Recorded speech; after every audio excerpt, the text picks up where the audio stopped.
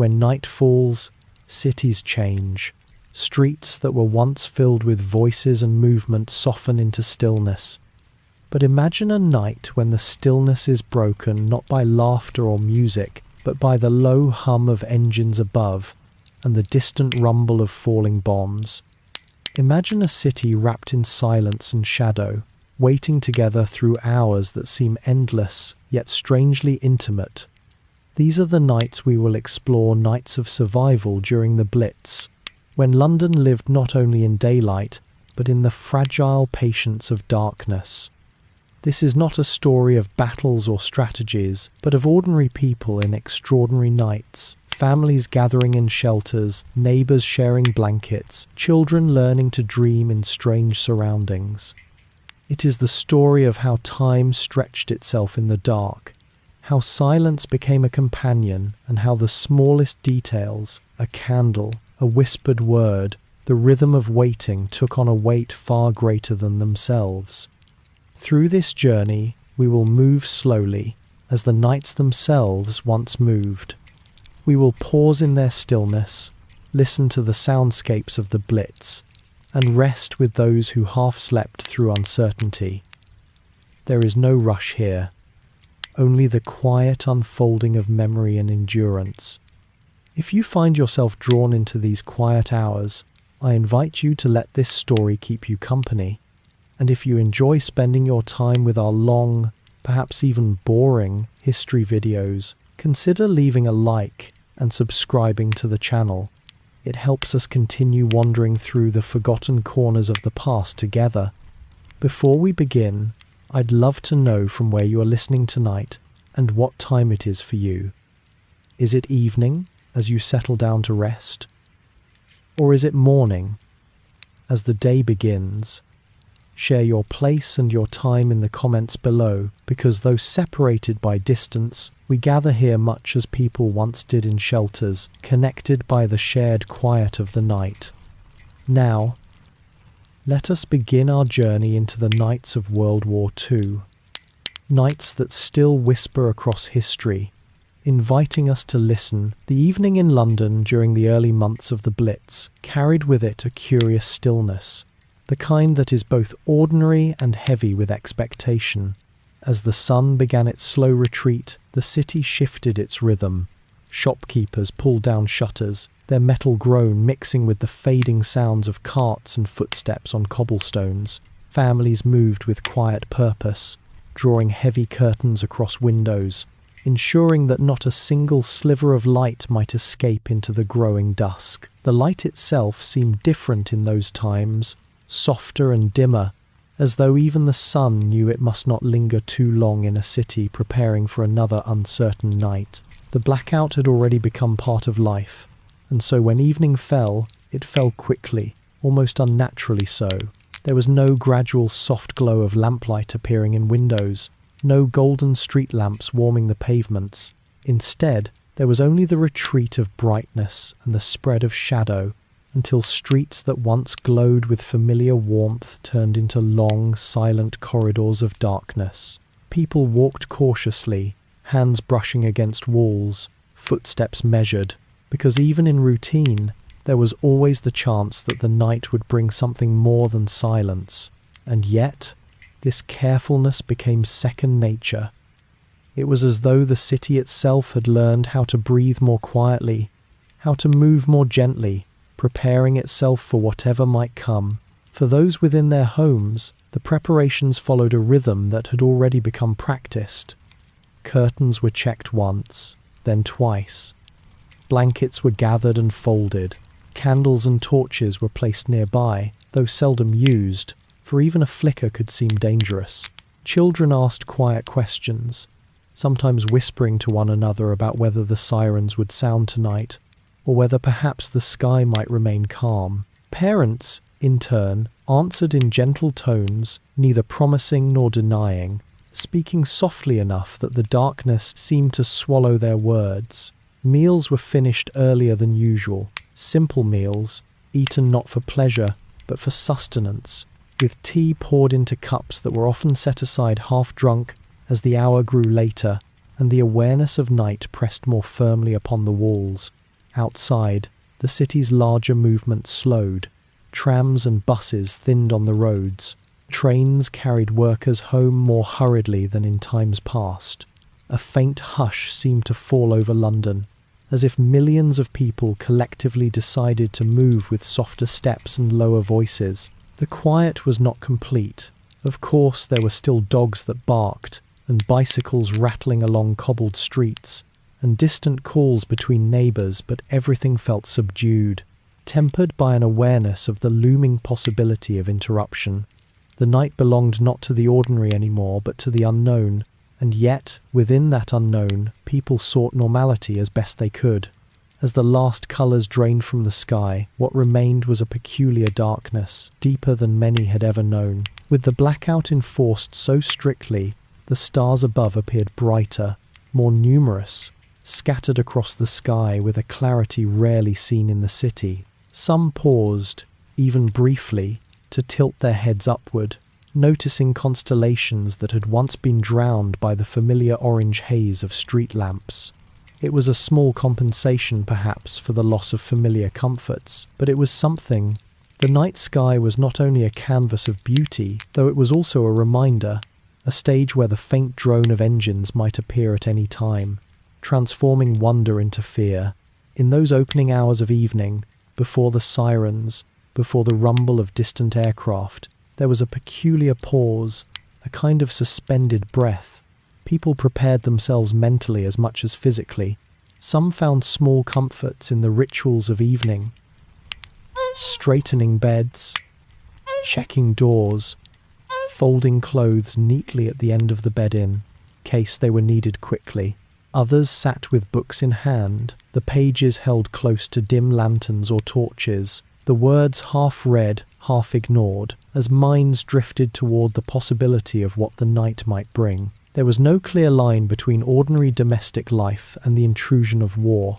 The two overlapped so fully that a cup of tea could sit beside a packed satchel meant for hasty flight to a shelter, and a child's toy could rest atop a gas mask box on the hallway table.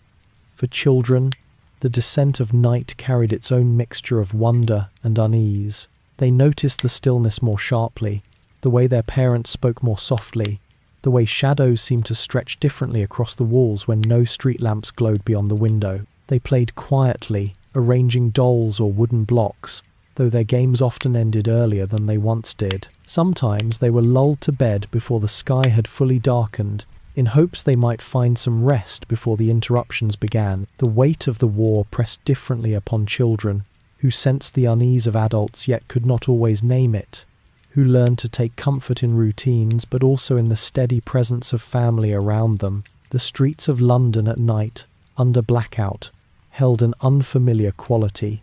For those who ventured out, perhaps to reach a shelter or return from work, it was like walking through a city, both known and unknown. Familiar landmarks dissolved into shadow, houses became shapes, their windows blank, their outlines softened.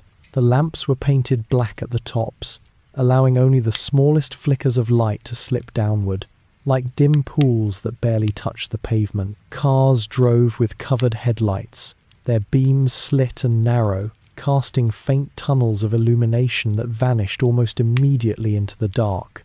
It was not silence that defined the city, but a kind of muteness, a lowering of its natural voice, as though London itself had chosen to whisper. Inside the homes, the night settled in layers.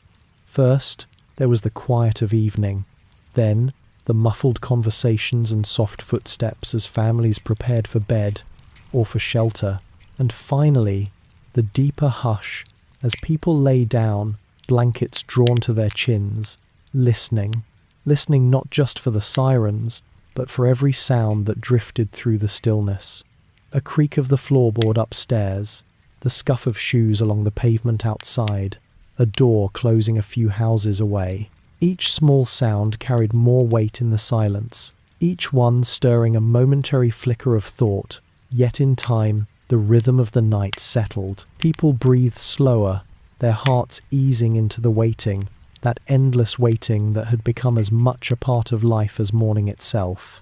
The night did not always bring destruction. but it always brought the awareness of possibility.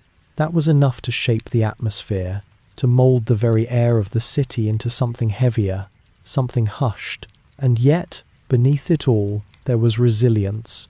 The same families that folded blackout curtains tight still found time to tuck children into bed with soft lullabies. The same neighbours who sealed their windows still knocked gently on each other's doors to share small reassurances. Even as the night descended, carrying with it the shadows of uncertainty, people clung to their humanity in small acts of kindness, in gestures that spoke quietly of endurance. The hours passed slowly in those first stretches of evening. For some, the time felt stretched thin, every minute lengthened by anticipation. For others, the quiet carried them almost dreamlike into rest, the darkness itself acting as a kind of cocoon.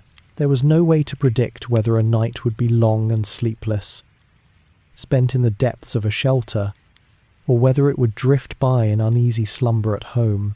Each evening was its own chapter, written not in certainty, but in possibility. And so, as London lay beneath the deepening dark, the city, in all its vastness, seemed to breathe together, millions of hearts and lungs carrying the weight of the same night, waiting to discover what it might bring. The blackout was more than a regulation. It was a ritual, an act repeated each evening with the same care and patience, until it became as natural as boiling the kettle or turning down the bed. When the evening hour approached, households all across London and in towns across Britain began the quiet work of erasing light. Windows were draped in heavy cloth, layers of thick material stitched or pinned together to keep out even the faintest glow. Strips of tape were pressed along seams, ensuring no thread of brightness could escape. Children were sometimes asked to help, holding the edges of curtains or standing watch to see if any light still spilled into the street. It was a communal task in every sense, a shared duty that bound families and neighbours together in silence, each one contributing to the invisible shield that cloaked the city. The blackout carried with it a peculiar atmosphere. It was not merely the absence of light, but the presence of an intentional darkness, a darkness chosen, practiced, enforced. For some, the ritual began in the early twilight, while there was still enough brightness in the sky to see what needed to be done. For others, it was a last check before the final hues of daylight faded, walking slowly from room to room, pressing a palm against fabric, tugging at edges, adjusting where needed. To leave a window uncovered, even by accident, was to risk a fine, but more importantly, to risk drawing attention to an entire street. The fear was not simply of punishment, but of being the one whose sliver of light might guide an enemy pilot toward familiar streets below. In those hours, ordinary tasks became different. Cooking, reading, sewing, all were transformed by the need to be done without light spilling outward. A single candle, carefully shielded, became enough to stir a sense of gratitude. A small lamp, its shade deepened, could seem a luxury. Many found themselves learning to live by shadows, tracing outlines rather than details, memorizing the placement of furniture, and moving about homes by touch more than by sight. Children learned early how to navigate the darkened rooms, their feet remembering paths from kitchen to hallway, from bedroom to shelter. In the blackout, familiarity became essential. The blackout also reached beyond the home, into the very structure of the city. Street lamps were extinguished or altered, their tops painted black to direct the faintest light downward in narrow pools that seemed swallowed almost immediately by shadow. Car headlights were fitted with covers, slits that allowed only the weakest glimmer of light to spill ahead. Drivers moved cautiously, creeping along narrow streets where even the familiar became strange. Cyclists wrapped dim torches in paper, creating tiny pinpricks of glow that bobbed uncertainly in the night air. For pedestrians, walking the streets was an exercise in patience and faith, each step taken carefully, arms sometimes stretched outward to feel the outlines of fences or walls. Yet within weeks of the blackout being introduced, this strangeness became the rhythm of life. so much so that people spoke of the glow of a single match as though it were dazzling. Inside homes, the ritual of preparing for darkness carried its own quiet gestures. Neighbours called softly to one another through fences or across shared hallways, asking whether their curtains held, whether any light could be seen from the street. Some families invested in thick, dark fabric specifically for blackout curtains, while others made do with whatever they had: old blankets, coats hung across rods, rugs repurposed to block windows. There was a kind of resourcefulness that accompanied the blackout, a willingness to adapt ordinary materials to extraordinary circumstances. A quilt that once lay across a bed might now cover a living room window. A heavy coat, seldom worn, might serve to darken a child's room. Even newspapers, taped thickly, became barriers against the outside world. The act of covering windows was repeated with small variations, but it always carried a seriousness. Once the curtains were drawn, families checked them again and again. A faint glow might be spotted by a neighbour who would knock politely, reminding them of a gap. Wardens patrolled the streets, their eyes trained for slivers of light, their knocks firm but seldom unkind. The blackout wardens were both guardians and enforcers, walking the pavements with torches shaded, their presence a constant reminder of the need for vigilance. To hear the tap of a warden's stick or the knock on a door was to be reminded of the shared responsibility. People accepted it, sometimes reluctantly, sometimes resentfully, but always with an underlying recognition that the ritual was necessary. The blackout did not only affect the evenings, it lingered into the mornings as well. Curtains and covers remained in place until daylight grew strong, and even then, the habit of moving carefully in and out of rooms stayed. Some spoke of the disorientation it caused, waking in a room so thoroughly dark that one could not tell the difference between midnight and dawn, between a quiet evening and a quiet morning. For children, it was almost magical at first. The feeling of sleeping in complete darkness, of waking in a world where even the sun seemed slower to return, but the magic faded as the routine set in, replaced by an understanding that this was how life would be, night after night, for as long as needed. The blackout reshaped not only vision but sound. With the streets darkened, voices seemed sharper, footsteps louder. A cough, a laugh, the closing of a door all carried farther, echoing against buildings that no longer glowed with light. The city became a place of silhouettes and murmurs, a space defined less by sight than by sound and touch. Couples walking home from a visit stumbled gently into one another, laughing softly in the dark. Parents guided children with hands on shoulders. Strangers sometimes collided, murmured apologies, and continued on. And yet, this loss of sight created, in its own way, a closeness, a recognition of shared fragility. The blackout also carried its share of accidents. Without lights to guide them, pedestrians sometimes tripped on curbs or stumbled over uneven cobblestones. Vehicles moved more slowly, but collisions still occurred. Letters to newspapers described falls, sprains, and mishaps, but they also described a certain stoicism, a willingness to endure the inconvenience because the ritual was understood as part of survival. Even humour emerged. Stories of men walking into lampposts or women mistaking neighbours for family members in the gloom. These small anecdotes softened the severity of the blackout, allowing people to laugh gently at themselves, even in the midst of constraint. For many, the blackout was a test of patience. The absence of light made evenings feel longer, hours stretching out slowly as people sat by dim lamps, speaking in quiet tones or simply listening to the quiet. Families gathered closer, sharing the same room, the same small circle of faint illumination. Books were read slowly, eyes straining, or knitting needles clicked in the half-dark. Radios, often muffled to keep the sound from carrying, became central to the evenings.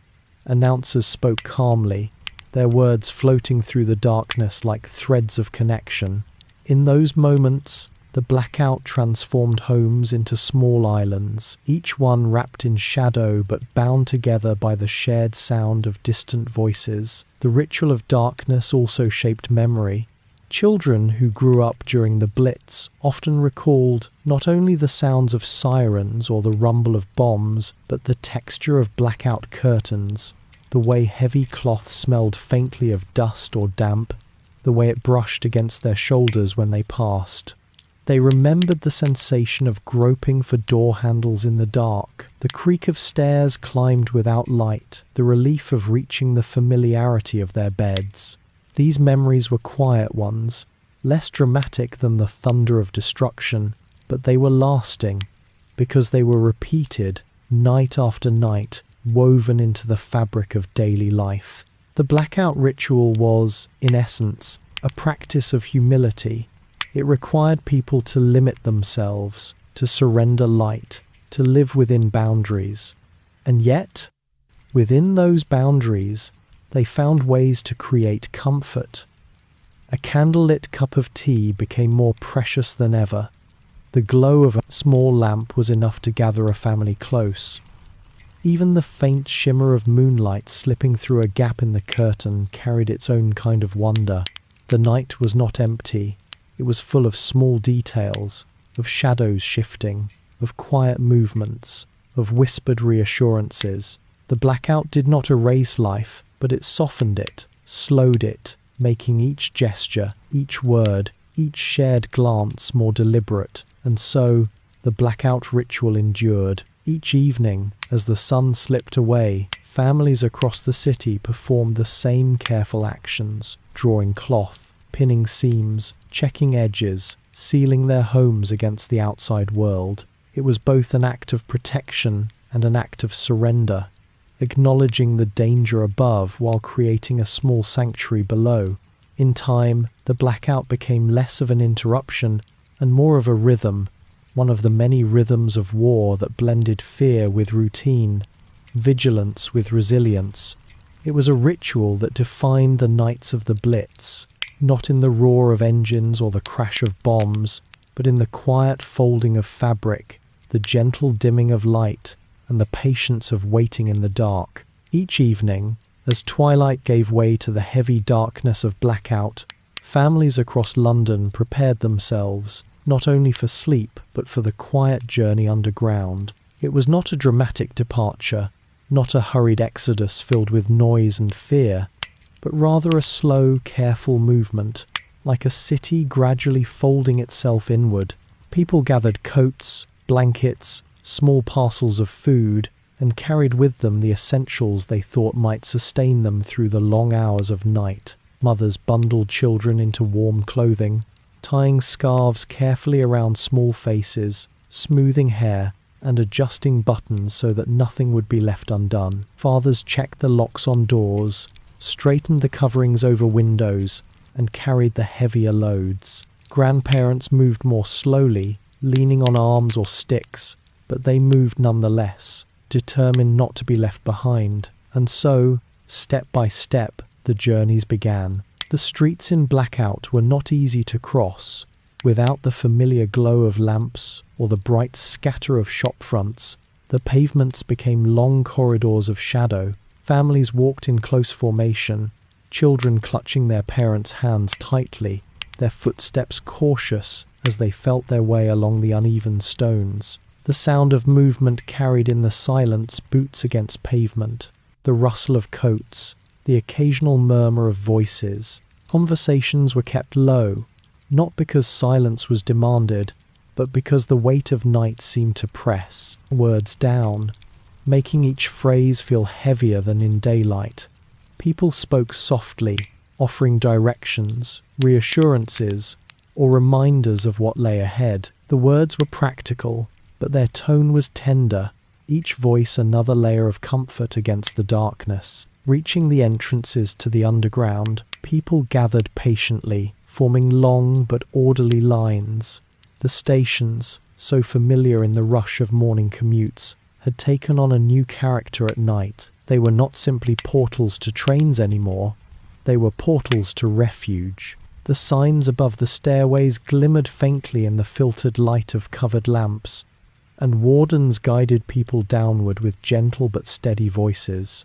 The descent itself carried its own rhythm, the sound of footsteps on stone steps, the echo of movement within the stairwells, the steady flow of people pressing downward into the coolness of the tunnels below. Children often noticed the change in air first, the way the underground smelled different from the streets above. There was a dampness to it, a faint mingling of stone and dust, a coolness that clung to the skin after the warmth of upstairs rooms.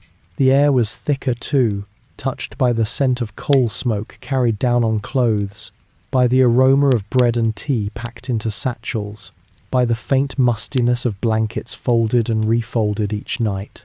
These smells became part of the memory of the journeys underground, scents that lingered in the mind long after the war, reminders of evenings spent descending into shadow. For the children, the walk down seemed almost endless at times, step after step into the dim glow of shaded lamps. The tunnels stretched on, long corridors leading to platforms where hundreds, sometimes thousands, gathered. For the elderly, the descent was slower, measured by careful movements, by pauses to catch breath, by the assistance of younger arms. And yet, despite the differences in pace, all shared the same destination. The city's heart seemed to beat downward, drawing its people into the earth, into the spaces that promised a kind of safety, even if it was imperfect, even if it was temporary. Arriving on the platforms, the first impression was one of sound. The underground shelters were not silent, though voices were hushed. There was the low hum of conversations, the shuffle of feet finding places to settle, the quiet clink of cups as families unpacked small tins or flasks. Babies cried occasionally, their voices sharp in the echoing tunnels, but soon softened by rocking arms and murmured songs. The scrape of benches being shifted, the soft unfolding of blankets, the clatter of a tin mug against stone, all these sounds blended into a rhythm that became familiar.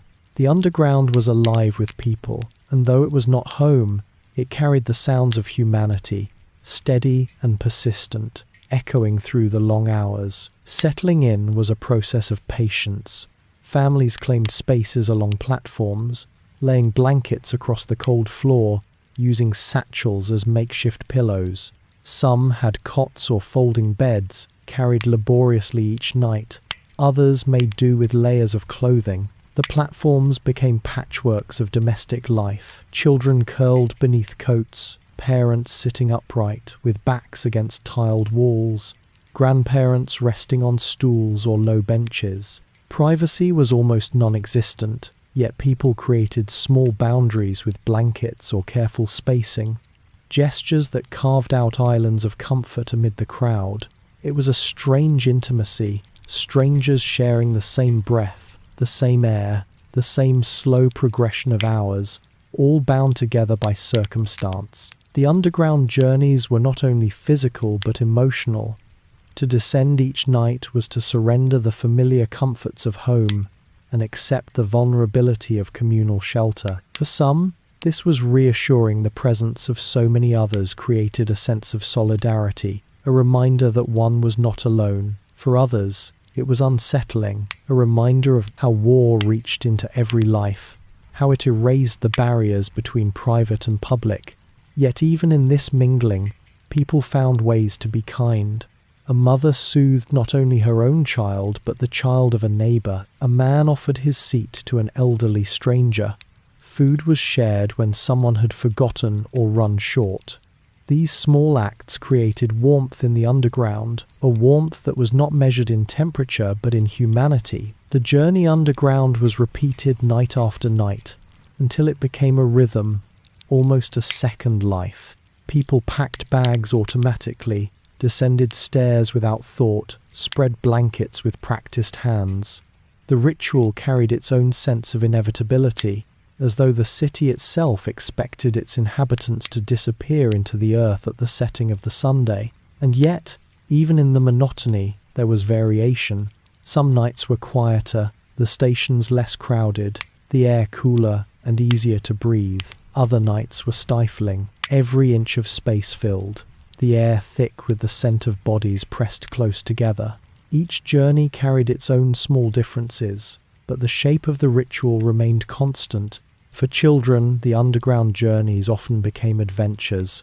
They marveled at the long tunnels, at the way sound carried so strangely in the curved walls, at the endless stairways that seemed to descend forever. Some played games, counting steps, or tracing patterns in the tiled walls, or imagining that the tunnels were secret passageways in a story.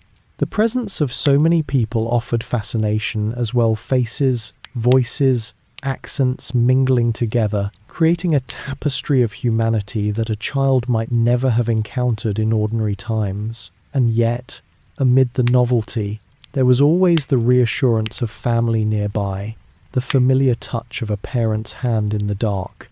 For adults, the journeys carried a different weight. They were acts of necessity, not curiosity. Each descent carried the unspoken acknowledgement of danger, of the bombs that might fall above, of the uncertainty of what homes and streets might look like in the morning. The underground was not only a shelter, but a reminder, a constant sign that life had been altered, that safety was never certain. Yet even this weight was borne with patience. People joked quietly as they walked, spoke softly to pass the time, or simply moved in silence, allowing their thoughts to wander. The journeys were not hurried, because haste did little to change the outcome. Instead, they were steady, deliberate, marked by endurance. As night deepened, the underground became its own world. The rumble of trains sometimes continued in early evenings, but during the heaviest nights of bombing, trains ceased, leaving platforms to the sleepers. The tunnels echoed with the rhythm of breathing, of whispers, of the occasional shifting of bodies on stone floors. Lamps burned dimly, their glow softened by smoke and dust, casting shadows that stretched long along the curved walls. For those who looked upward, the tiled ceilings reflected faint light, a reminder of the world above, distant and unreachable for the moment. The journeys underground were, in truth, journeys into patience. They were not dramatic, not marked by speed or urgency, but by repetition, by endurance, by the slow acceptance of hours passing. Each step downward was a step away from home, but also a step into safety. Each blanket laid on a platform was an act of adaptation, a gesture of resilience, and each morning, when families rose again and made the climb back to the surface, they carried with them not only their belongings but the quiet knowledge that they had endured another night together. Life in the tube shelters was not so much lived as it was quietly unfolded, hour by hour, in a rhythm that had become as familiar as the rising and setting of the Sunday. When families had settled themselves upon the cold platforms, when blankets were spread and parcels unpacked, the atmosphere of the underground shifted from the movement of arrival to the slower pace of waiting. The first moments after descent carried with them a small bustle, children being settled, belongings arranged, coats folded for pillows. But as time passed, the pace of life softened into something that resembled a long communal pause. This pause was not empty. It was filled with small sounds, small gestures, and the quiet persistence of ordinary living carried into extraordinary circumstances. For many, the platform floor itself became a kind of second home, however. Stark and unyielding it might have seemed to anyone unaccustomed to it. Families arranged their spaces with care, turning cold stone into something that felt, if not comfortable, at least bearable. Blankets were laid edge to edge, coats draped over railings or benches, satchels propped against walls to act as makeshift tables. A family might claim no more than a narrow strip of ground, but within that space they recreated something of their household parents, sitting with children beside them, food tucked away for later, possessions arranged neatly, as though order itself could soften the hardness of the floor. It was in these small gestures of order that people found comfort, for even in war, the familiar arrangement of belongings could make life feel steadier. Children often adjusted to the shelter life more quickly than adults. To them, the platforms, though crowded, held a kind of wonder. The long curves of the tunnels, the gleam of tiled walls, the flickering of shaded lamps, all of it formed a backdrop that could stir imagination. Some children played games with chalk, marking out hopscotch squares or simple drawings upon the floor. Others made friends among the countless faces, their laughter echoing lightly through the tunnels, unbothered by the low ceilings or the crowded air. Parents often encouraged these games, for play helped pass the hours and it softened the sharpness of fear.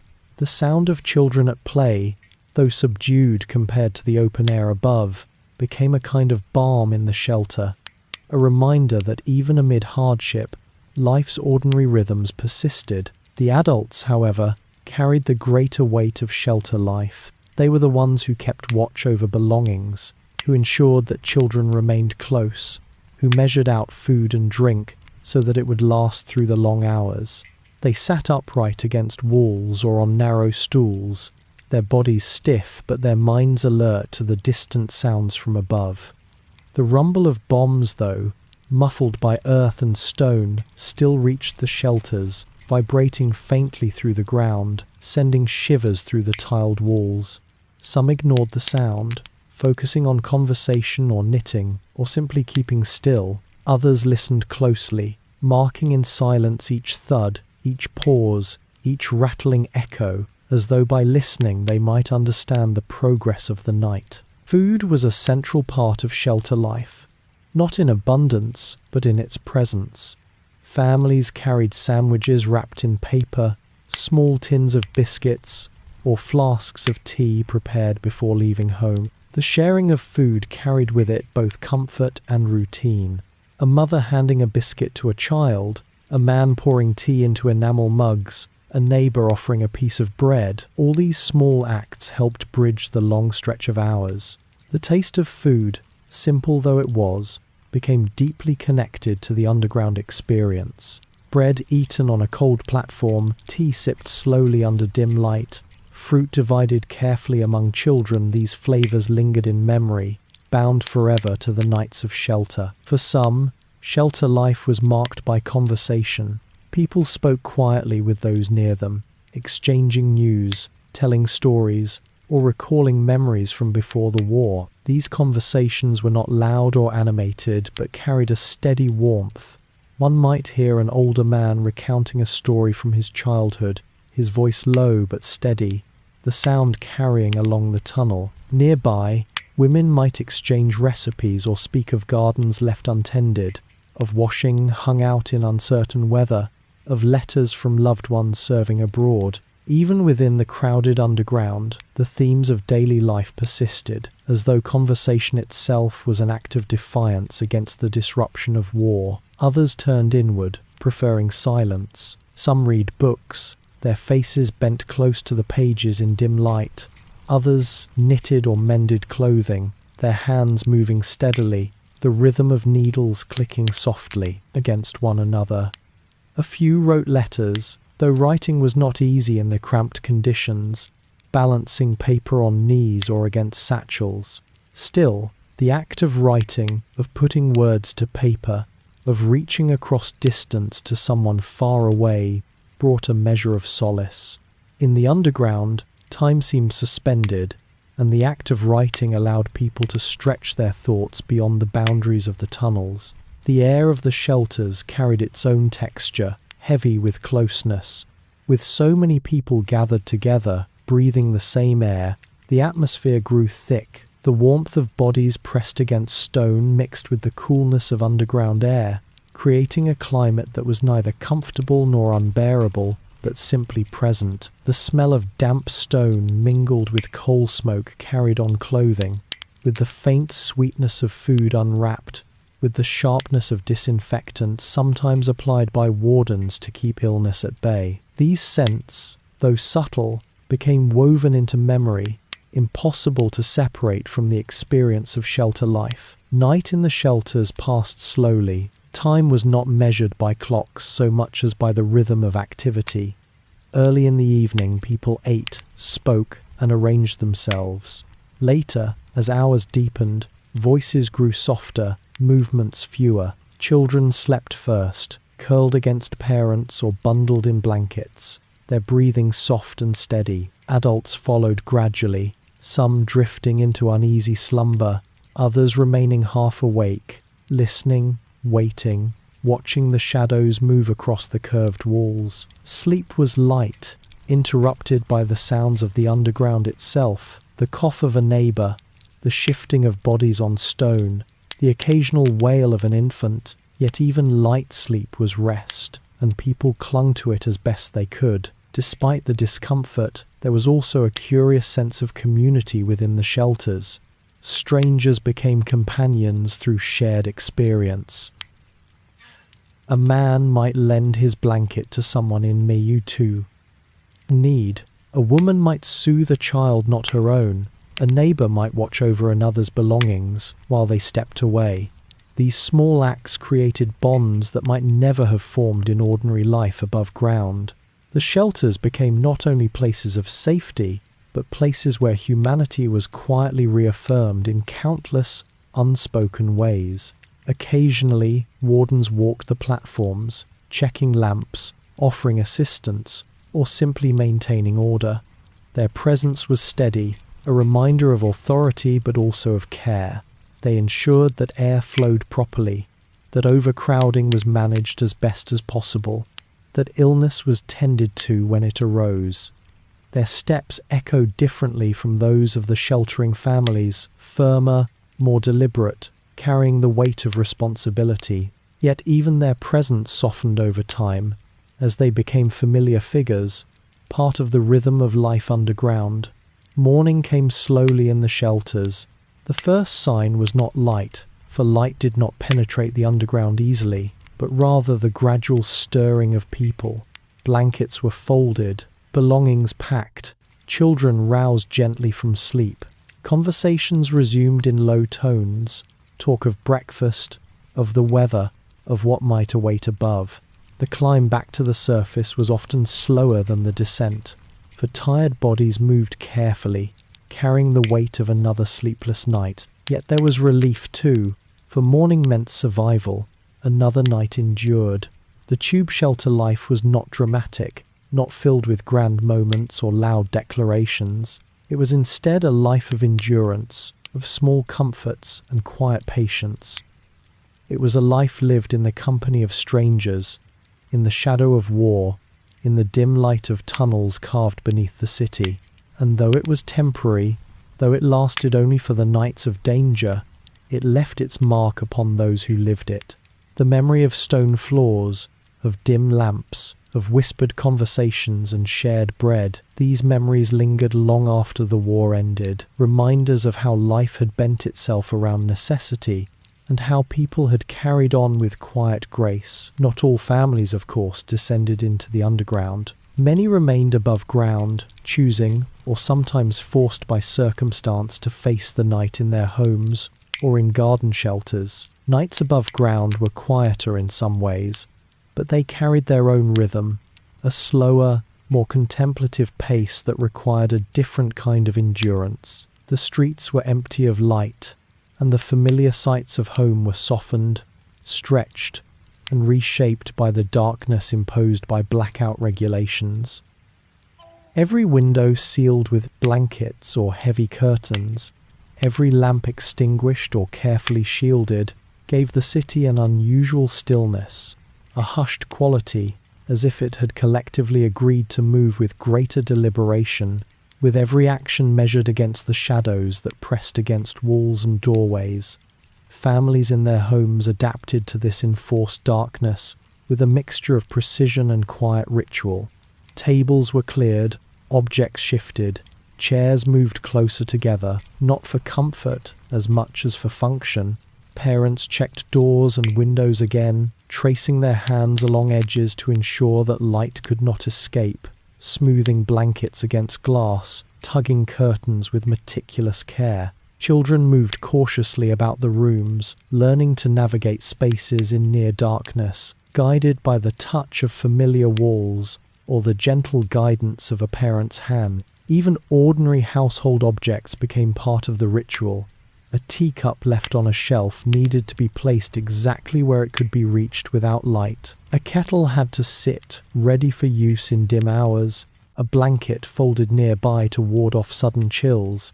Every action was deliberate, every movement conscious, because the night above ground demanded attentiveness in a way the day did not. In garden shelters, such as Anderson shelters, or makeshift Morrison shelters inside dining rooms, the night was marked by both enclosure and exposure. These structures were small, intimate, sometimes cramped, and yet they offered a sense of security that the open streets could not provide. Families crawled into these metal and wooden forms as if they were entering a separate world, a world within a world where the outside might exist, but only as distant threat. Blankets were spread over laps, small pillows arranged under heads, and children clung to the familiar contours of parents' bodies. The shelter itself became a cocoon of safety, a space where one could lie still and breathe slowly, listening to the rhythms of family members, counting breaths instead of minutes,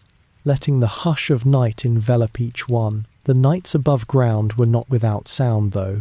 The muffled thrum of aircraft overhead, though distant, sometimes filled the ears with a subtle vibration. The occasional whistle of wind through chimneys, the soft creak of tree branches brushing against blackout-covered windows, the muted clap of rain against rooftops, all of these became part of the ambient soundtrack of nightly life.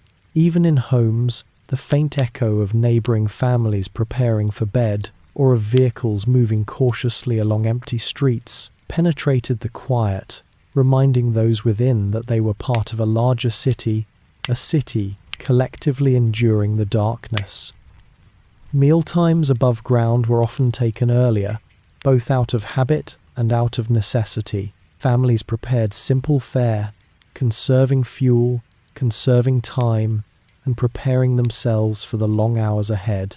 A teapot might sit quietly on the stove, the faint hiss of steam the only movement in the dim kitchen. Bread, butter, and thin slices of meat or cheese might be arranged carefully on plates, eaten slowly and deliberately. Children were encouraged to finish quickly so they could move into their blankets and settle down. The act of eating became more than sustenance. It was a preparation, a settling of the body and mind for the hours ahead. Sleep itself above ground was often elusive. Even in the smallest shelters, or in the relative safety of a living room with blackout curtains drawn tightly across windows, the mind remained alert to every sound, every vibration. A distant thrum could suggest engines overhead, though it might merely be the train passing far away. A faint creak could be the settling of a wall, or it could be the echo of something falling nearby. Adults often lay awake longer than children, monitoring the night, listening, imagining, preparing for action if necessary. Yet in this tension there was also a form of meditation. The slow awareness of breathing, the counting of small gestures, tucking a blanket here, adjusting a pillow there helped pass the time, keeping the mind occupied while remaining calm. Nights above ground also brought moments of quiet observation. From inside windowed rooms, families might peer briefly through slits in blackout curtains, seeing only the faint outline of the street below, dark shapes of buildings and trees softened by shadow. It was a careful balancing act between curiosity and caution, between a desire to witness the night and the need to remain unseen. The darkness outside became a canvas on which the imagination painted gentle scenes, filling the gaps left by the absence of light. Children sometimes whispered about what they imagined in the shadows, about what might be flying above, or what the rooftops looked like under the pale moonlight that occasionally broke through clouds. Parents listened, offered quiet reassurances, and allowed the stories to continue, for they themselves understood that the imagination was as vital as any physical preparation. Some families developed routines to pass the long hours. A book might be read in a small circle of light, the voice of the reader low but steady, carrying the narrative without disturbing the hush of the night. Knitting, sewing, or other slow handwork became meditative acts, the repetitive motion quieting thoughts and providing the comfort of productivity. In small households, radios offered the soft hum of news or music, muffled by the need to keep volume low, yet enough to remind those listening that the outside world continued, and that even in darkness, life persisted. These routines became essential, creating a rhythm that bridged the hours between dusk and dawn, grounding people in the familiarity of repeated action. The nights above ground also carried their share of shared human gestures. Families sometimes spoke in whispers to neighbours through thin walls or across small yards, exchanging soft reassurances or updates on what they had observed during the day. Small gestures of care, covering a neighbour's window, lending a blanket, or bringing a cup of tea to someone sitting alone, provided comfort and reinforced the sense of collective endurance. It was in these subtle connections that the spirit of community persisted, even in isolation. Even when separated by walls or distance, people found ways to remind each other that the night was a shared experience, a quiet trial endured together. Children often fell asleep first, their small bodies curled against blankets or pressed against the protective frame of a shelter. Their breathing became steady, a gentle rhythm in the darkness, and parents often adjusted their blankets or pillows with slow, deliberate care, pausing to watch them settle. Adults followed gradually, finding positions on narrow benches, garden mats, or sofa cushions, adjusting for warmth and comfort. Sleep, when it came, was light, interrupted by the sounds of the night above or the occasional movement of a family member.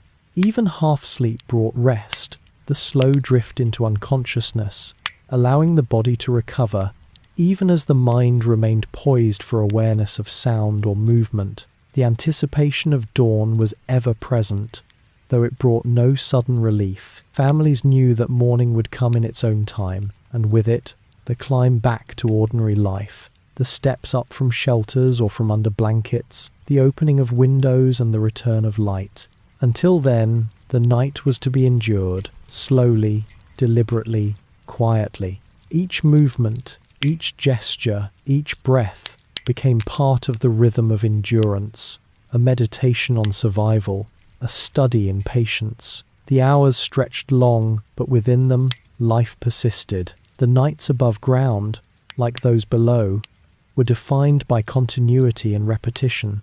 They were nights of adaptation, of small comforts, of careful observation. They were nights that shaped memory not in spectacular images of destruction, but in quiet persistence, in the soft rhythms of household life conducted in darkness. Each family, each individual, carried the night differently, yet all shared a connection in the common experience of enduring, of maintaining calm, of finding humanity amid uncertainty. The nights of the Blitz carried with them a symphony unlike any other, a soundscape that shaped life as profoundly as the darkness itself. Above the city, the sky hummed and thrummed with distant engines, their presence subtle at first, almost imagined, but growing gradually as planes passed unseen overhead. There was no dramatic flourish, no sudden crescendo. The sound simply arrived, a low vibration felt in the chest as much as heard by the ears. Families sitting in homes or shelters became attuned to the hum, its presence a quiet reminder that the world beyond their walls had shifted, that ordinary routines had given way to vigilance. Yet, within the subtlety of the sound, there was a rhythm, a cadence that could be understood, a pulse that became familiar over time.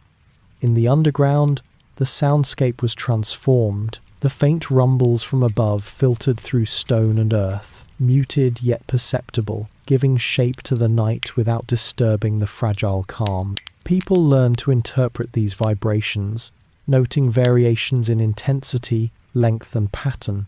A distant, steady drone might suggest aircraft on a far trajectory, while irregular thuds might hint at bombs falling in neighborhoods beyond their own. Adults listened closely, children curled beside them, the sound acting as both warning and lullaby. The mind, trained to perceive subtleties, became finely attuned, distinguishing between the many layers of noise that the night offered.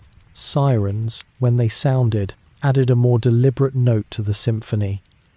The wailing call rose and fell, sometimes sharp, sometimes drawn out, signaling the approach of danger. Even in this, there was a rhythm, one that became integrated into the patterns of the night. Families paused in their activities, listening with measured breaths, eyes meeting briefly across dimly lit rooms or tunnels. The sound was urgent but also familiar, a cue that life must adjust for a time, that routines would be interrupted, yet that safety could still be found if care was taken. In this sense, the siren was both signal and marker, a way in which the night's events were measured, a way in which time itself seemed to stretch and bend according to sound rather than clock. The thud of anti-aircraft guns punctuated the quiet in a way both distant and immediate.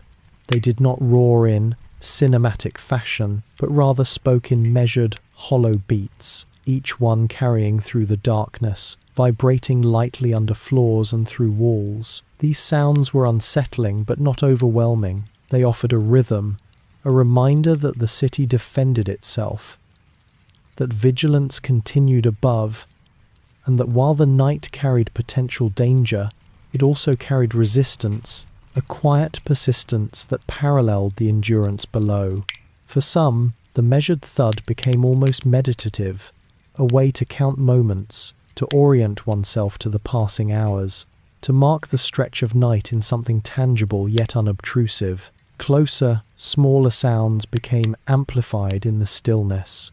The shuffle of feet along cold stone, the creak of wood in shelters or homes, the faint scraping of chairs or benches, the occasional cough or whisper, all these noises took on importance, filling the quiet spaces with human presence. In shelters, each sound spoke to someone's position, their movement, their state of wakefulness or rest. Families learned to interpret the subtle echoes, noting when a child stirred, when an adult shifted, when blankets rustled. Every sound became a form of communication, deliberate or not, as though the very act of living had to be translated into careful auditory signals to maintain harmony in crowded spaces. Wind and weather added another layer to the night's soundscape. The howl of gusts through chimneys, the soft tapping of rain on roofs or shelter tops, the creaking of branches against blackout-covered windows. These noises blended with human activity to create an ambient score that was constantly evolving. Sometimes, the wind seemed almost alive, carrying distant echoes of movement across streets or through empty courtyards, threading its way into shelters, nudging blankets, rustling hair, bending the body of the city into a subtle, flowing rhythm. Rain, though gentle, provided its own hypnotic cadence, a continuous patter that could soothe or distract, that offered continuity amid the unpredictability of human and aerial activity. Within the underground, the soundscape was quieter but no less complex. The hum of voices, subdued yet persistent, formed a soft background, punctuated by occasional coughs, the clatter of tins or cups, the rustling of blankets, the scrape of feet along stone. Children whispered to one another, their voices lighter than usual, a counterpoint to the low murmurs of adults discussing mundane matters or sharing quiet stories. Even in the absence of sight, sound created a sense of space, a map of presence and movement, allowing each person to situate themselves within the crowded tunnel. Listening became a skill, a practice of mindfulness, a way to measure the night as it passed. Airplanes, when they passed closer overhead, created a more insistent tone. Their engines, though muffled, vibrated in the chest and filled the ears with low, steady resonance. Sometimes, the sound would rise and fall with proximity, a gradual crescendo and decrescendo as machines moved across the sky. People learned to track the duration and pitch, noting whether planes were changing altitude or direction. Even in the absence of sight, the auditory information provided a guide to the world above, a continuous thread of awareness woven through the long hours of darkness. The occasional distant explosion added an unpredictable accent to the soundscape.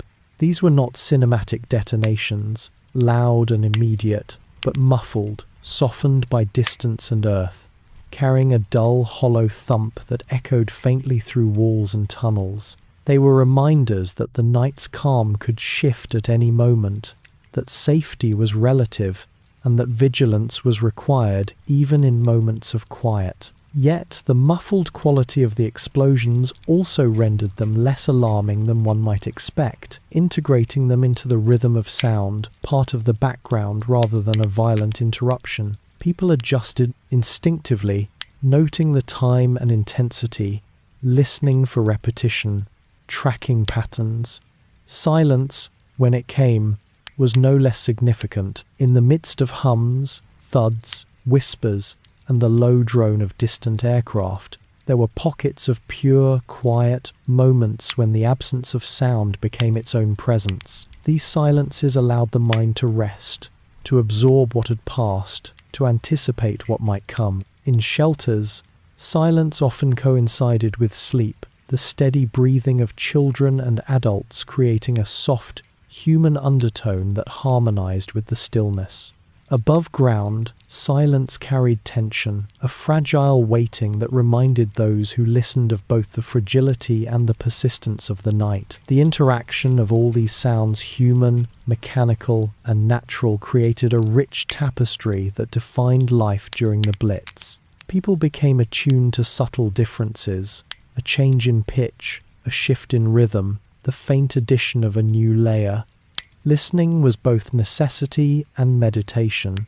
Families learned to use sound to navigate, to understand, to communicate, to soothe themselves. The ear became a guide, a compass in darkness, and the act of hearing became as essential as sight had once been. In the prolonged attentiveness required, there was a strange form of intimacy, a heightened awareness of the presence of others and of the world at large. Even the smallest auditory cues became meaningful. The soft rustle of fabric, the creak of a blanket moved to adjust warmth.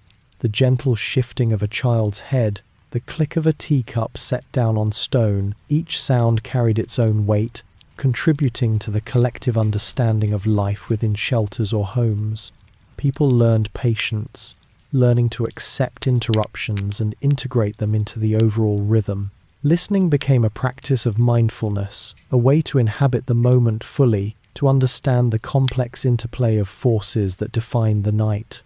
The soundscape of the Blitz also shaped memory. Those who lived through it recalled not only the engines, sirens, and explosions, but the faintest layers of ordinary life interwoven with the extraordinary. A child's quiet whisper, the shuffling of feet, the tapping of fingers on a table, all became markers of endurance, reminders of humanity persisting amid disruption. Even after the nights passed, the mind could reconstruct them through sound alone, a testament to the quiet power of attentive listening, a record of survival etched not in sight, but in hearing and awareness. In this way, the soundscape became a form of rhythm, a meditation, a slow guide through the hours of darkness. It taught patience, vigilance, endurance, and attentiveness. It reminded the city's inhabitants that life continued even amid the threat, that the human voice persisted in whispers, that bodies moved carefully and consistently, and that the night, while uncertain, could be measured and understood through listening. In the subtle, layered textures of sound, people found continuity, presence, and ultimately, a quiet form of comfort. Waiting became the defining rhythm of nights during the Blitz, a quiet, deliberate pacing of hours that shaped every movement, every breath, and every thought. There was no grand spectacle in this waiting, no visible markers of excitement or drama. Instead, it was a soft, continuous awareness, an almost imperceptible acknowledgement of the passing time, punctuated only by the faint, layered sounds of the city under threat. Families, whether in shelters underground or in blackout-shrouded homes, settled into this rhythm with a patience that was cultivated gradually, day by day, week by week, until it became almost instinctive. Each moment of waiting carried with it a sense of anticipation, an understanding that the night could shift at any moment, yet also that stillness itself was a form of endurance. The rhythm began subtly, in the simple act of settling in. Blankets were spread, small belongings arranged, children guided into positions where they could remain comfortable yet safe. Parents, often more awake than the youngest members of the household, moved carefully, performing repeated checks on windows, doors, and coverings. The air of the shelter or home seemed to adjust to these preparations, thickening slightly with warmth, softening with the muffled presence of others, and holding the promise of hours that would pass quietly. Even in these early moments, the sense of waiting was tangible. There was no urgency, only the slow unfolding of time, marked by habitual gestures repeated with precision. Once settled, families often engaged in low, quiet activities designed to pass the hours without disturbing the stillness. Reading by dim light became a common practice, each page turned with gentle care, every word absorbed slowly as though the act of comprehension itself could be a balm. Knitting and sewing provided a similar rhythm, the repetitive motion of needles threading yarn through fabric producing a subtle, comforting sound and giving a sense of tangible productivity amidst the uncertainty of the night. Writing letters or sketching quietly on small scraps of paper also became common. The act of creating something physical, a reassurance against the invisible pressures of the world above. Children, naturally less constrained by the abstract sense of danger, often developed their own rituals within the waiting. They whispered stories to one another, told tales of imaginary worlds in the dark, and counted quietly the passing of minutes or hours. Some created small games, measuring time by the pattern of shadows cast through slight gaps in blackout curtains, or by the rhythm of footsteps on distant streets.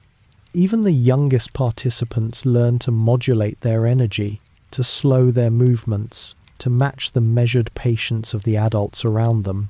The rhythm of waiting was absorbed almost instinctively, a silent apprenticeship in endurance that would last long after the nights themselves had ended. The passage of time during waiting was not uniform. Some hours seemed to stretch interminably, the darkness thick and the sounds of the city muted. Others passed more quickly, marked by small shifts in noise, temperature, or attention.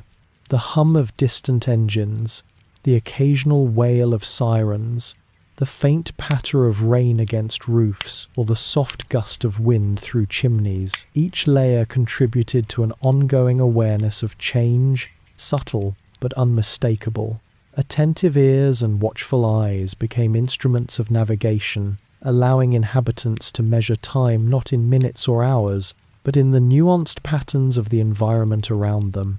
The role of adults in this rhythm of waiting was crucial. They maintained vigilance, a quiet, almost meditative watchfulness that balanced care and reassurance. Hands rested on shoulders or knees, eyes scanned dim spaces, voices remained low yet consistent, offering guidance and explanation. Mothers soothed restless children with gentle murmurs or quiet songs. Fathers adjusted blankets or pillows with careful precision. Their awareness was continuous, a silent anchor in the slow unfolding of the night. This attentiveness was not anxiety in the conventional sense, but a disciplined presence, a commitment to maintaining calm amidst the subtle, persistent pressures of wartime life. One of the most distinctive features of waiting during the Blitz was the interplay of sound and anticipation. The faint hum of distant aircraft, the soft, hollow thud of anti-aircraft artillery, the occasional distant explosion, all these noises were interpreted as part of an ongoing pattern, a language learned through repetition and experience. Each variation, no matter how subtle, required a small adjustment of attention, a shift in pitch, a pause in rhythm, a new layer added to the background soundscape. All could signal changes above that might eventually affect those below. Listening became both practical and meditative, a way of inhabiting the present while acknowledging the uncertainties of the moment. Silence, conversely, was equally potent. In moments when the city held its breath, when engines and footsteps receded, when the only audible sound was the gentle rustle of blankets or the soft breathing of those nearby, waiting took on a different quality. It became contemplative, almost hypnotic.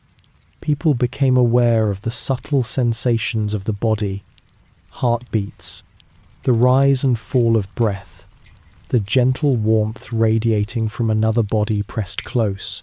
These silences were not empty, they were filled with awareness, with the quiet confirmation that life continued, that the night passed, and that endurance was maintained through stillness as much as through action.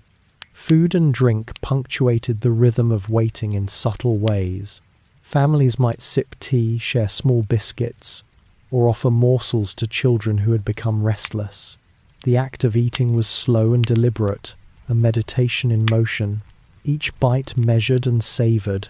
These moments provided not only sustenance, but a gentle distraction, a structured interruption in the otherwise continuous experience of waiting. Even the simplest act, a sip of warm tea or the unfolding of a sandwich, became a ritual, a marker of continuity, a way to impose order on hours that could otherwise feel indistinct and endless. The rhythm of waiting was also communal, even in spaces crowded with strangers. In underground shelters or among neighbours above ground, people adjusted to one another's presence with quiet coordination. Blankets were shifted, small belongings rearranged, children guided to safer or more comfortable positions. The hum of whispered conversation, the subtle exchange of small comforts, the gentle reassurances passed between adults all contributed to a collective cadence, a slow, steady heartbeat of shared endurance. Even when individuals were tired or anxious, the awareness of others' presence provided structure, a way to anchor oneself within the ongoing night. Hours passed without dramatic markers, yet each moment carried significance. Time was measured not in the ordinary sense, but by the succession of quiet events, the folding of a blanket, the shifting of a pillow, the soft creak of a footstep, the fading of one sound into another. Attentive observation became a way to inhabit the night fully, to mark its passage, to confirm that life continued in spite of uncertainty. In this way, the rhythm of waiting was both practical and philosophical, a continuous acknowledgement that endurance itself was an act of purpose, a form of quiet agency in circumstances largely beyond control. By the small hours, as the night deepened and external sounds became more predictable, waiting transformed into near stillness. Children slept, wrapped in blankets or pressed close to adults. Adults themselves found positions that allowed them to rest without fully relinquishing awareness. The air in shelters or rooms carried the subtle warmth of collective bodies, the faint rustle of fabric, the soft sighs and breath of those around. Even in stillness, the rhythm continued, measured, deliberate, and steady, a slow meditation upon survival, a gentle affirmation of presence in the midst of uncertainty. Morning, when it arrived, offered a quiet release from the night's prolonged rhythm. Light, when it filtered through blackout coverings or the first glimmer of day above ground, signaled the end of waiting, but also a transition into the routines that awaited. Families packed belongings, gathered children, adjusted blankets, and prepared to step back into the world, carrying with them the steady awareness and measured endurance cultivated through long hours of night. Waiting, though over, had left its mark, patience, attentiveness, and a quiet resilience that shaped both thought and memory long after the night had passed. Thus, the rhythm of waiting during the Blitz was not a simple pause, nor a mere suspension of life. It was a practice of endurance, awareness, and adaptation, a deliberate engagement with time as it stretched and contracted, a continuous exercise in patience and subtle attentiveness. It shaped not only how people moved and spoke, but how they thought, how they imagined, and how they remembered. The waiting was a teacher of quiet persistence, revealing that even in darkness, even in uncertainty, life could be measured, inhabited, and endured with grace. As the night stretched on and the rhythm of waiting settled into a quiet cadence, the edges of consciousness began to blur. In the dim confines of shelters, or under the tightly drawn blackout curtains of homes above ground, adults and children alike entered a state of half-sleep, a delicate space between wakefulness and the deeper surrender of slumber. This liminal state was a peculiar and necessary adaptation, a way of resting while remaining alert to the subtle changes of the night, the soft thrum of distant engines, or the muted vibrations of explosions far above. Half-sleep, in this context, was not restless. It was deliberate, a gentle negotiation between fatigue and awareness, a slow, measured drift into dreams that were always touched by the rhythms of survival. Children, naturally more flexible in their sleep patterns, often entered dreams first. They curled beneath blankets or leaned against parents, the steady warmth of human contact grounding them as they drifted. Their breathing became soft and rhythmic, yet sometimes interrupted by small murmurs, whispered fragments of stories, or the occasional laughter that emerged from imagined adventures. Dreams for children in these nights were often curious, mixing familiar elements of home with the surreal echoes of darkness and distant thunder. A toy left in the corner might become a companion on a secret journey through imagined landscapes. A shadow on the wall might transform into a gentle protective figure. In this way, sleep for children was both restorative and imaginative, a quiet interlude that allowed their minds to process, reimagine, and endure the uncertainty of nightly life. Adults entered dreams more gradually, their slumber often interrupted by a residual attention to the external environment. Even as eyelids drooped, the mind remained faintly aware of distant hums, subtle vibrations, and the occasional sharp sound. Sleep was light, layered, and often fragmented. Dreams unfolded in fragments, blending memories of ordinary life with the peculiar pressures of the night. A mother might dream of a quiet garden, only to find the faint rumble of engines threading through the scene. A father might dream of a familiar street, where shadows shifted unnaturally, and distant sounds whispered of possibilities, both threatening and mundane. These dreams were rarely vivid or fantastical in the conventional sense, but they carried a quiet intensity, a subtle weaving of memory, awareness, and imagination. The half-sleep state also allowed for small, reflexive actions that connected body and environment. A hand might unconsciously reach to straighten a blanket, a foot might adjust beneath layers of clothing, an ear might pivot slightly toward a distant sound. These movements, minor and often unnoticed upon waking, were part of the body's quiet engagement with the night, a method of maintaining comfort, safety, and proximity. The line between conscious action and dream-induced reflex was blurred, creating a slow, continuous dialogue between mind and body, between vigilance and surrender. The soundscape of the night infiltrated dreams in subtle ways. The distant drone of aircraft, the muffled thud of bombs falling blocks away, the occasional sharp wail of a siren, all these elements threaded themselves into the fabric of imagination. They rarely produced panic within dreams, for the mind had become trained to recognize and contextualize these sounds. Instead, they became a part of the nocturnal rhythm, providing texture and continuity, a gentle reminder that the external world existed alongside the interior life of sleep. Dreams thus acted as a bridge between two realities, the conscious, present world and the more malleable, reflective world of imagination. Even within half-sleep, people experienced a heightened sensitivity to touch and proximity.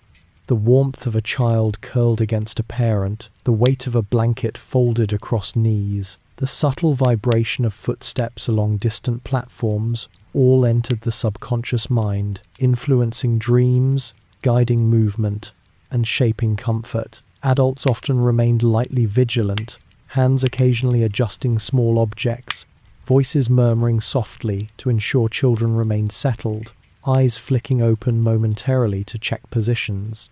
The presence of others, even in dimly perceived outlines, provided a grounding effect, a quiet affirmation that one was not alone in the long hours of night. Some dreams during these nights were reflective, subtly weaving memories of pre-war life into the surreal conditions of wartime. A father might dream of a Sunday stroll through familiar streets, where the houses seemed slightly altered yet reassuringly familiar. A mother might envision a meal shared with extended family, the scent of bread and tea mingling with faint echoes of distant aircraft.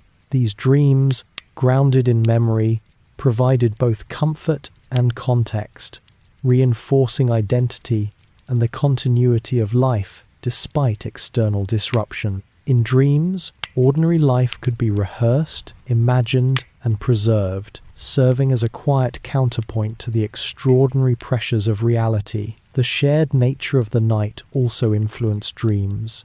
In shelters, the presence of many families created an ambient hum of collective existence. Breathing, faint whispers, and minor movements became woven into the subconscious of all present. Children sometimes murmured words learned from neighbors. Adults might absorb fragments of conversation into fleeting dream narratives. The mind, even in partial sleep, incorporated the collective presence, creating a subtle, communal dimension to nocturnal experience. Dreams were not entirely private. They were quietly influenced by the interwoven lives surrounding them. Dreams often fluctuated between abstraction and concrete awareness. A child might imagine the ceiling tiles transforming into clouds, through which distant aircraft passed harmlessly. An adult might replay mundane household tasks, magnifying small gestures like pouring tea or folding laundry into a slow-motion meditation.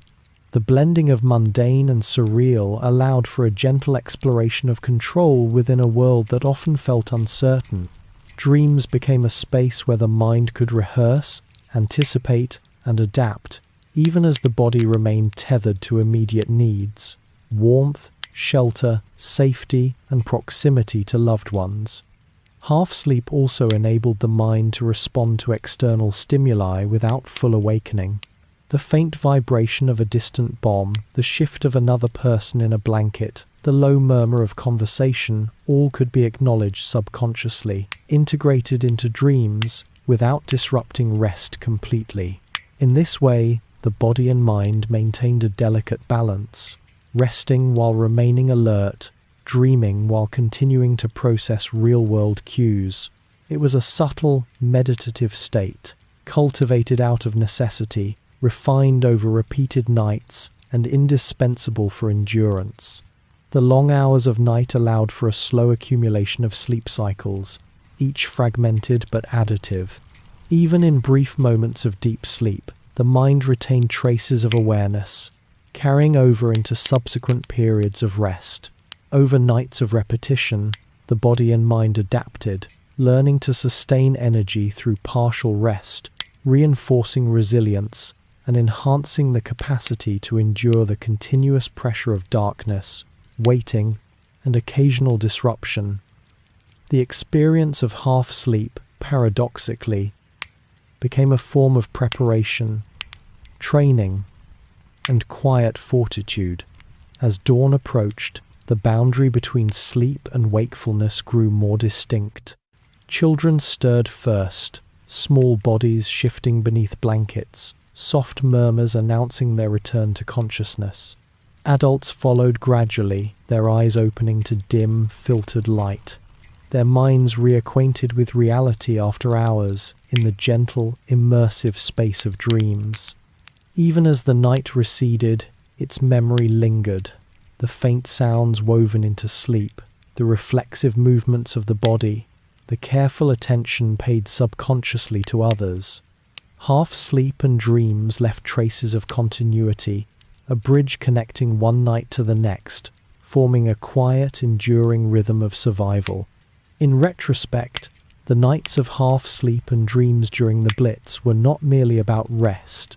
They were a delicate negotiation between vigilance and surrender, between imagination and reality, between private consciousness and collective presence.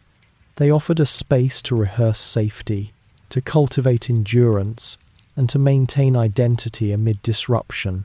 Dreams and half-sleep became a form of quiet agency, a means to inhabit the night with grace, attention, and calm persistence. Morning arrived quietly, not as a sudden break, but as a slow unveiling. The dark sky shifted imperceptibly, its deep tones softening into muted shades of grey and pale blue, and though many in the shelters had not slept deeply, the change was enough to stir them from their half-rest. A faint awareness moved through the space, a subtle acknowledgement that another night had passed, that the darkness had not been endless, and that the return of light, however subdued, marked the beginning of another day. The first sounds of morning were often as understated as its light. Footsteps shuffled, blankets rustled, and murmurs replaced the silence that had dominated the night. Families rose slowly, careful not to disturb those who lingered in fragile sleep, and gathered their belongings with deliberate movements.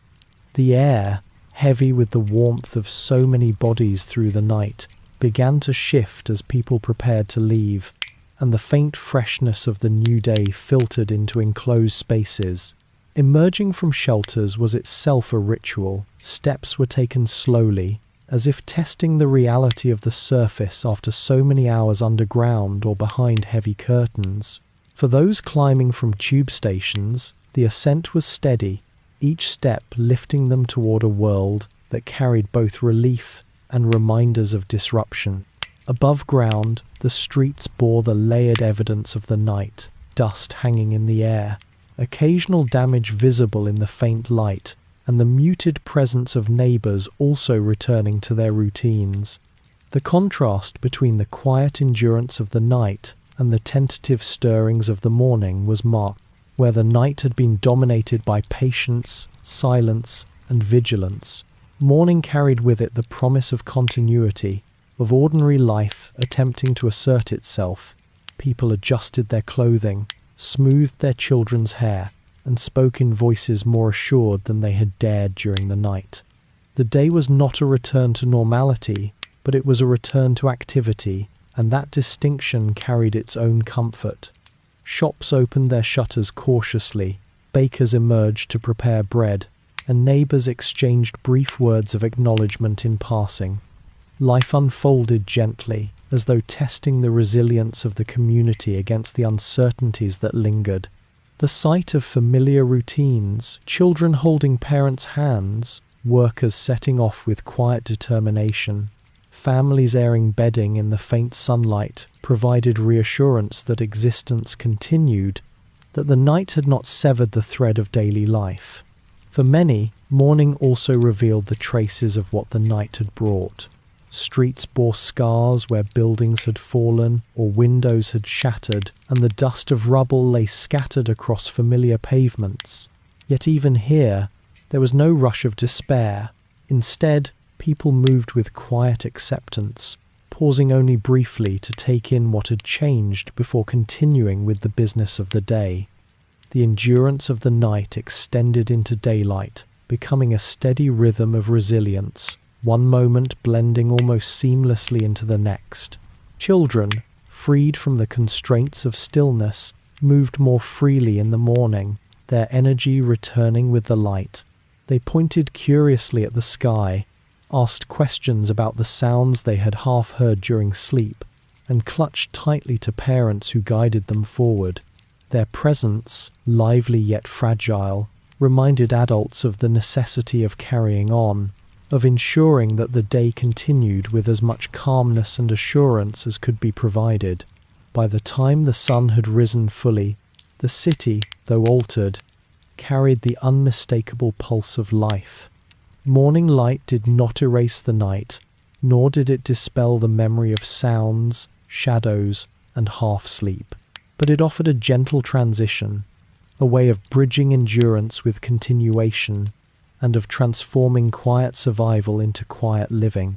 Each day that followed a night of the Blitz carried this same rhythm, a slow, meditative unfolding that reminded those who lived through it that even in disruption, the return of light was certain, and with it, the steady, unbroken movement of life itself. The nights of the Blitz did not simply pass and disappear. They settled into memory, lingering quietly in the lives of those who endured them. They became part of the rhythm of existence, shaping not only how people survived but also how they remembered. Each night carried its own character, its own blend of silence, sound, waiting, and dream, but together they formed a pattern that was woven deeply into the collective experience of a city and into the private recollections of those who lived through it. What made these nights enduring was not just the noise or the destruction, but the quiet persistence that carried people through. The long hours of waiting, the half-sleep and dreams, the whispered conversations and shared silences, these details became as significant as the more dramatic events. For many, the memory of a hand held in the dark, or the soft breathing of children, or the dim glow of a lantern in a shelter, stayed with them far longer than the sharper sounds of the bomb. Memory softened the edges of fear and preserved instead the gentleness of endurance. Even years later, when life had shifted and the war had become history, recollections of those nights surfaced in subtle ways. A faint sound in the distance might remind someone of the drone of engines in the sky. The smell of damp earth could conjure the feeling of sitting in a garden shelter through the night. The rustle of blankets in a quiet room could echo the layered breathing of dozens in an underground station. These moments were not haunting. They were gentle reminders, small threads connecting the present to the long nights of the past. For those who were children during the Blitz, the nights became stories, retold many times over the years. They remembered the strangeness of sleeping in public, the sense of adventure mixed with unease, and the comfort of being close to parents. Their memories carried both the surreal details of childhood imagination and the steady reassurances that adults offered. As they grew older, these recollections remained tinged with softness, more a memory of closeness than of fear, more about blankets and whispered stories than about noise and destruction. Adults, who carried the weight of responsibility, remembered differently.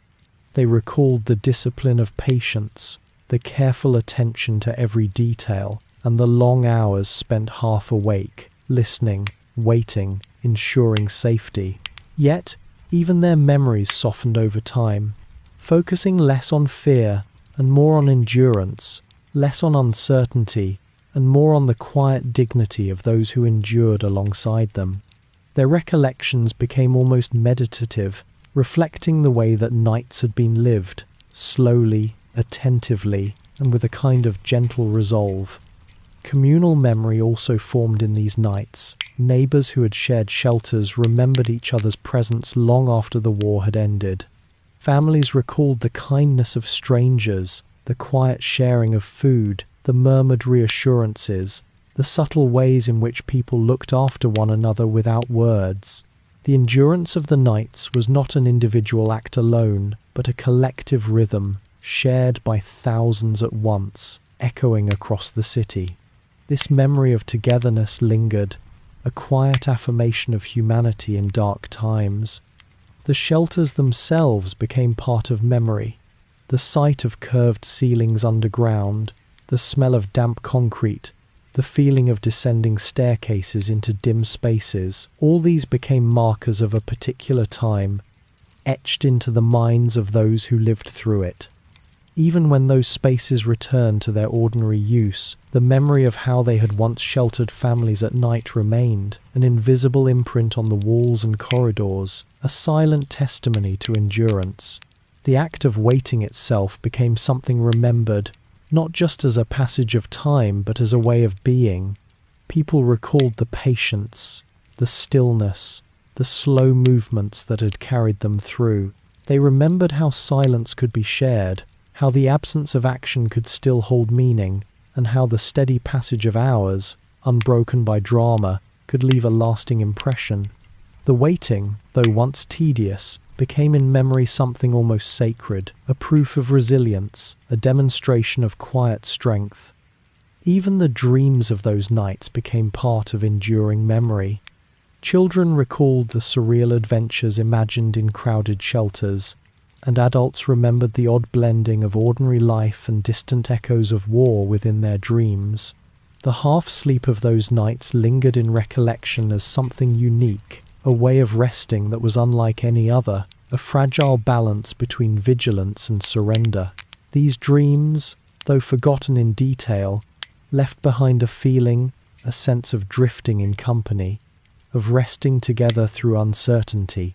The return of morning light, too, became a powerful memory. Many who lived through the Blitz recalled most vividly the feeling of stepping into the day after a long night. The first light filtering through curtains, the slow ascent from underground shelters, the tentative return to the streets, all of this was etched into memory as a kind of relief, a reminder that night always gave way to day, that darkness always ended in light. The repetition of this cycle, night after night, became one of the most enduring impressions left behind. In later years, when the Blitz was spoken of, it was often the quiet resilience of the people that was remembered most clearly. The enduring memory of the nights was not one of despair, but of patience, not one of chaos, but of rhythm. The details that endured were small and human: the texture of blankets, the faint glow of candles, the sound of breathing, the warmth of companionship. These details, when recalled, carried with them the gentle weight of survival. The memory of the nights of the Blitz is, in essence, a memory of endurance made ordinary. It is not grand or dramatic, but slow and subtle. It is the memory of time itself, measured carefully and endured with grace. It reminds us that history is not only written in moments of noise and action, but also in the quiet hours of waiting, in the long silences, in the dreams half remembered, and the patience sustained. It is in these quiet details that the memory of survival truly rests. And so, as the story of those nights draws to a close, it is worth pausing, as those who lived them once paused, to acknowledge the endurance they carried with them, to remember not only the destruction above, but the resilience below, to remember the silence, the dreams, the waiting, and the gentle persistence that allowed people to see the morning once again. These are the enduring memories of the nights of the Blitz. And now, as you settle into your own night, let the calm of their patience linger with you. May your dreams be gentle, your rest be deep, and your morning light certain. Good night.